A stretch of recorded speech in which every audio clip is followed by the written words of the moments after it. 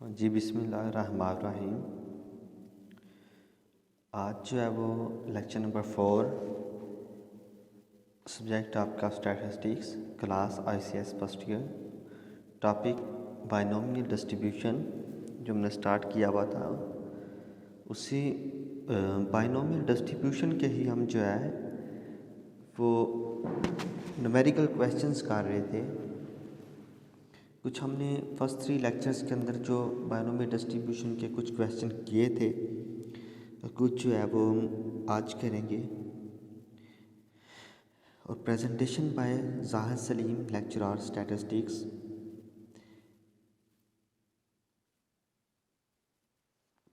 Question number 9.17 और exercise आपकी 9, chapter number 9।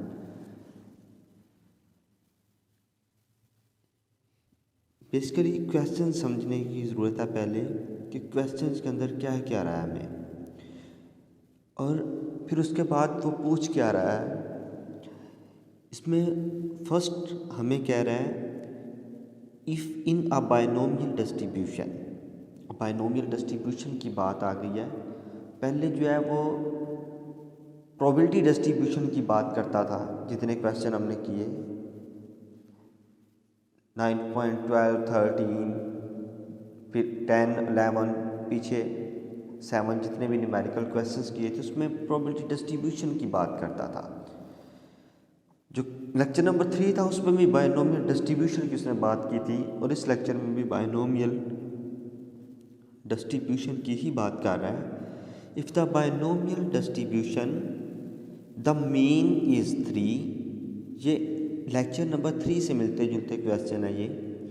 If the binomial distribution the mean is 3 and standard deviation is 1.5, find the parameters.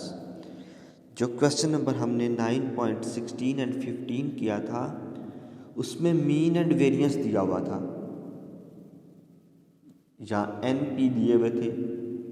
अब यहाँ पे क्या दिया हुआ है, मीन एंड स्टैंडर्ड डेविएशन दिया हुआ है आपको, दोनों की वैल्यूज़ दी हुई है। तो पैरामीटर्स फाइंड करें।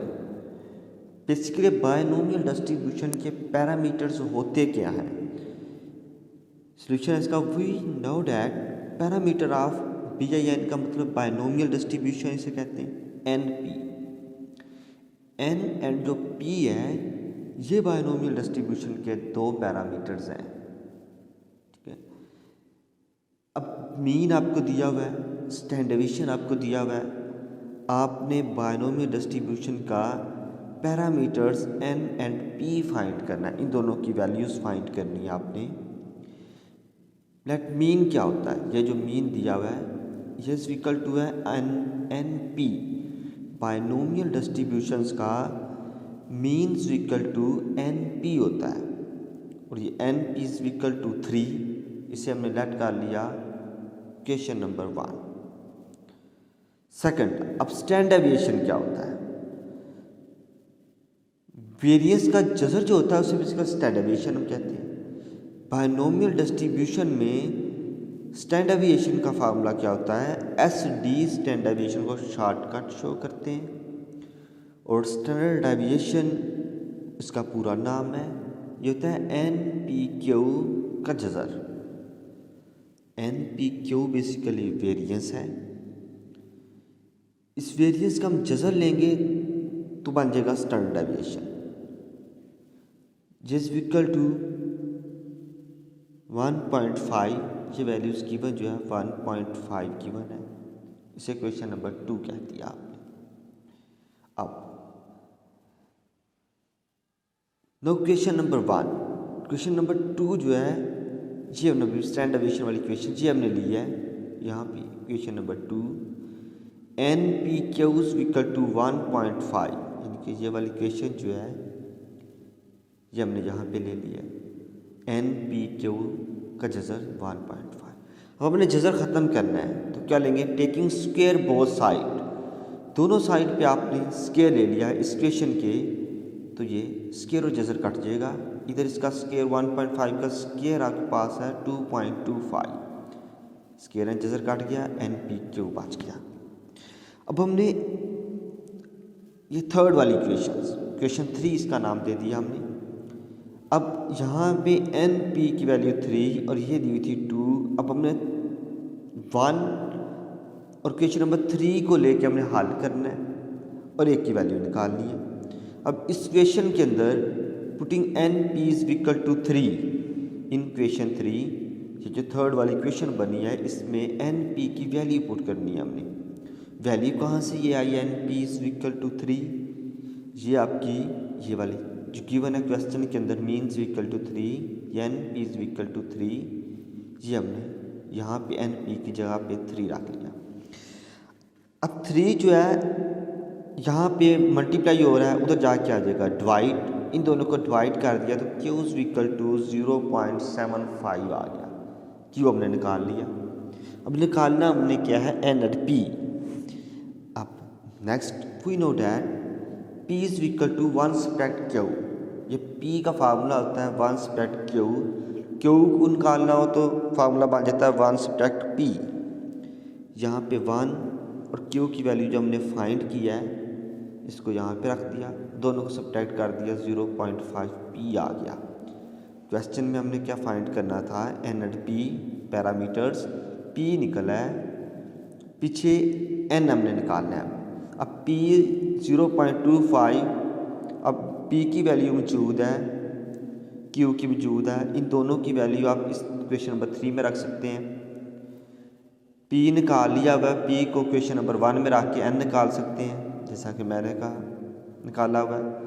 जब क्वेश्चन नंबर 1 है क्या, क्वेश्चन नंबर 1 है N P is equal to 3, ये question number 1 N P is equal to 3 है।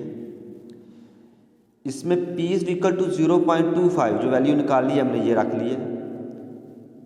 अब 0.25 यहाँ पे मल्टीप्लाई हो रहा है, उधर जाके ये डिवाइड हो जाएगा, इन दोनों को डिवाइड कर दिया, n इज इक्वल टू क्या आ गया 12। अब P भी निकल आया और N भी निकल आया, ये दोनों पैरामीटर्स बायनोमियल डिस्ट्रीब्यूशन के जो फाइंड कर लिए। इसी के साथ मिलता जुलता क्वेश्चन है क्वेश्चन नंबर 9.18, मिलता जुलता क्वेश्चन है, सेम एज इस तरह इसी लेक्चर का हिस्सा ये भी।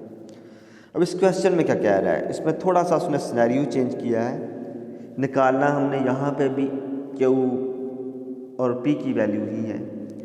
तो is it possible binomial distribution, कहता है क्या बायनोमियल डिस्ट्रीब्यूशन पॉसिबल है with mean 5 and standard deviations 3.7। SD का मतलब स्टैंडर्ड डेविएशन, ये पिछले क्वेश्चन में अभी हमने पढ़ा है कि मैंने यहाँ पे लिखा हुआ है SD is equal to standard deviation. यहाँ पे SD मतलब स्टैंडर्ड डेविएशन गिवन है 3.7। अब करना क्या है, इसमें फाइंड क्या करना है, कहते जब ये पूछे is it possible binomial distribution, जब क्वेश्चन ये पूछ रहा हो क्या बायनोमियल डिस्ट्रीब्यूशन आपकी है या नहीं है, पॉसिबल है, फिर हम उसके जो वैल्यूज़ होती हैं प्रोबेबिलिटी की P एंड Q, P भी प्रोबेबिलिटी है, Q भी प्रोबेबिलिटी होती है, दोनों की वैल्यू, दोनों में से एक वैल्यू निकाल लेते हैं और फिर देखते हैं कि वो एक वैल्यू जो P या Q की आई है हमारे पास, ये नंबर ऑफ 1 से बड़ी है या नहीं। अगर तो 1 से बड़ी है तो इट इज़ नॉट पॉसिबल, अगर 1 से छोटी है तो पॉसिबल, क्योंकि टोटल प्रोबेबिलिटी जो होती है वो इक्वल टू 1 होती है, 1 से बढ़ नहीं सकती प्रोबेबिलिटी की रेंज ही 0 से 1 होती है, प्रोबेबिलिटी 1 से बड़ी नहीं हो सकती, ना प्रोबेबिलिटी 0 से कम मतलब नेगेटिव नहीं हो सकती। अब P एंड Q दोनों जो हैं ये प्रोबेबिलिटीज़ हैं, अब P प्लस Q दोनों प्रोबेबिलिटीज़ का सम जो है वो इक्वल टू 1 होता है, 1 से बढ़ नहीं सकती है, 1 से बढ़ेगी तो कहेंगे कि ये डिस्ट्रीब्यूशन नहीं है। अब क्वेश्चन की तरफ आ जाएं, यहाँ पे क्या मीन, ये मीन लिखा, मीन बायनोमियल डिस्ट्रीब्यूशन का क्या होता है NP मीन का फार्मूला है, जिस इक्वल टू इसकी वैल्यू क्या है 5।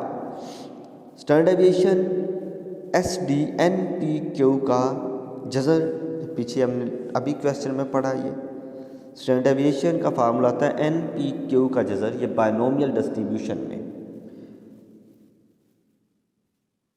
और यहाँ पे इसकी वैल्यू 3.7 जो है वो यहाँ पे लगा ली। ये क्वेश्चन 1 बन गई, ये क्वेश्चन 2 बन गई। अब जिस तरह क्वेश्चन नंबर पीछे 9.17 किया है, उसी तरह जो क्वेश्चन 2 है इसका taking square on both side, इसी क्वेश्चन का स्क्वायर ले लेंगे हम। स्क्वायर से जजर कट जाएगा, इसका 3.7 का स्क्वायर 13.69 आ जाएगा। अब एन पी क्यू हमारे पास क्वेश्चन 3 बन गई, क्वेश्चन नंबर 9.17 की तरह है। अब इस क्वेश्चन में भी हम एन पी की जगह पे ये एन पी की वैल्यू पुट करेंगे और क्यू निकल आएगा। ये देखें, putting N P is equal to 5 in question 3। Question 3 बनी क्या थी हमारे पास, n p q is equal to 13.69। ये 13.69 n p q is equal to, ये n P is equal to 5, ये खुद ही उसने क्वेश्चन में दिया हुआ है। Mean is equal to N P is equal to 5, ये हमने इधर एन पी की जगह पे 5 लगा लिया।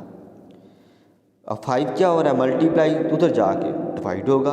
जब डिवाइड किया तो क्यू की वैल्यू आ गई है 2.738।